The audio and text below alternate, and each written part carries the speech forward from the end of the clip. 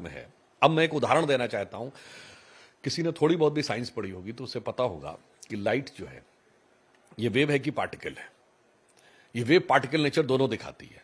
ये जब स्पेस में आती है तो ये वेव है, क्योंकि अगर पार्टिकल हो तो लाइट की वेलोसिटी से ट्रेवल ही नहीं कर सकता जी। सूर्य से पृथ्वी तक आती है 7 मिनट में।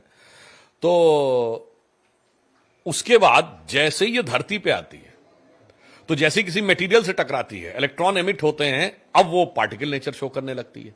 इसीलिए साइंस में, फिजिक्स में एक पजल है कि लाइट वेव है या पार्टिकल है, क्योंकि स्पेस में वो वेव नेचर दिखाती है और मटेरियल में पार्टिकल नेचर।